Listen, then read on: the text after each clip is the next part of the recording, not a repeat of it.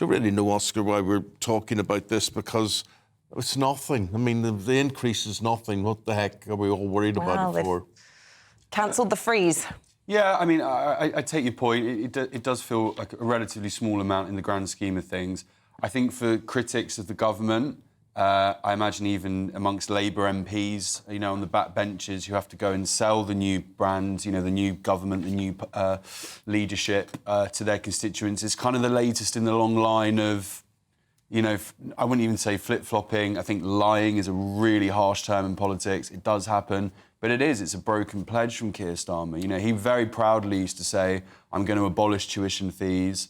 And I feel like at this point for a lot of people, it's, as I said, it's in a long list of kind of promises that haven't been kept. And it's just, you know, it's kind of priced in for none of us, Starmer. we're all out of touch about what university's about. All of us think the tertiary education's about education, and it's not. Yeah. It's like, I mean, I was in Belfast at the weekend.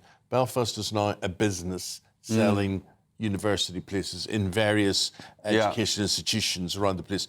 The amount of building, the amount of development in Belfast simply for student accommodation is absolutely massive. More than hotels, more than social housing and whatever.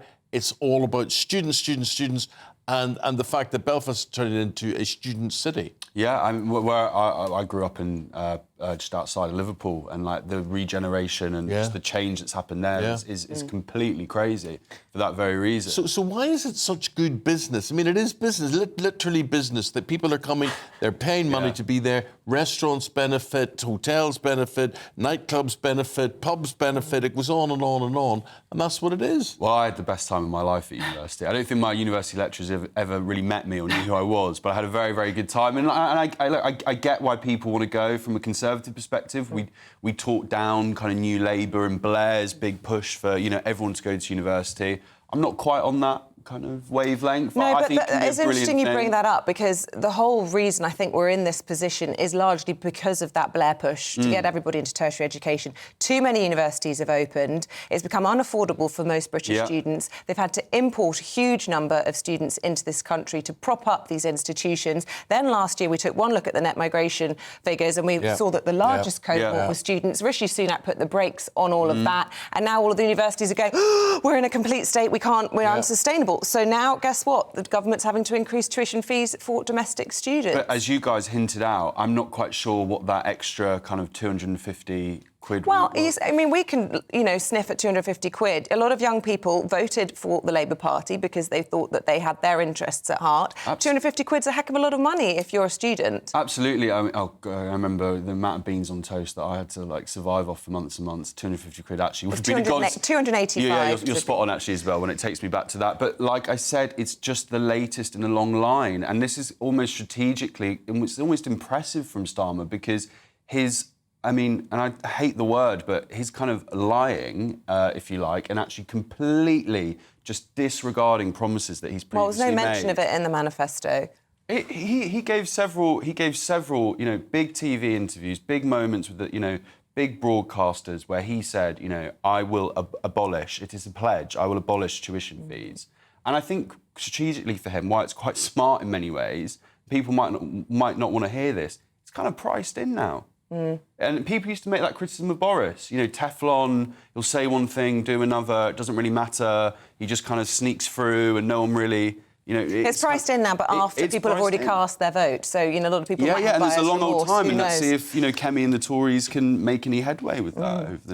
It's not even daybreak yet. Thank you very much indeed for joining us. Can we start by talking about the tuition fees U-turn? I'm just taking a little look at the papers this morning. 180-degree U-turn on the front of the Metro. Now, that's what you call a U-turn, says the Daily Mail. And this follows on from Sir Keir Starmer campaigning just 4 years ago to abolish tuition fees altogether, and then here we are, not long into a Labour government, and you're increasing tuition fees.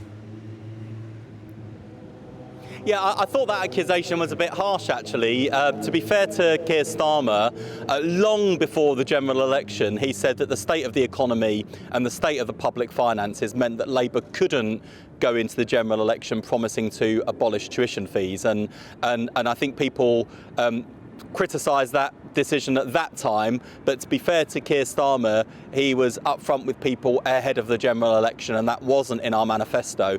And then as for yesterday's announcement, to be fair to the Education Secretary, all she said is that tuition fees would keep up in line with inflation, as would the maintenance support for students. And I think as we review the way the student finance system works and come forward with further plans for reform next year, which she's announced, I think it's right both in terms of the value of the money in students' pockets to help them with the cost of living and the money going into university teaching, that the fees keep up in line with inflation. So in real terms, they're not increasing, they're just keeping up in line with inflation. So it's a bit disingenuous to say, Starmer never said he wanted to abolish it in the manifesto. He never mentioned you're going to increase it in the manifesto either.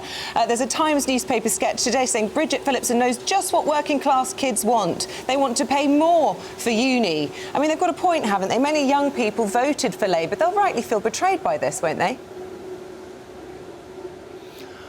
I think that'd be a legitimate criticism if we'd come in and hiked up tuition fees by thousands of pounds as the coalition did after 2010, and there'd been an explicit promise to the contrary. But going into this election, we made it clear that we couldn't afford to abolish tuition fees in the way that, if circumstances were different, we might have made a different choice. That we would reform the fees system, and those proposals will come forward next year. In the meantime, she's kept tuition fees and maintenance support up in line with inflation, which I think is a reasonable thing to do. And of course, right across the board, there'll be all sorts of things that go up in line with inflation, whether that's support for people or costs and charges, and I think that's a legitimate thing to do. So, I just say bear with us, and we'll come forward next year with wider proposals for reform. But well, I wouldn't expect that an inflation increase will make that much difference to students one way or another. Not least because it's the graduates who end up repaying. Students don't pay anything up front.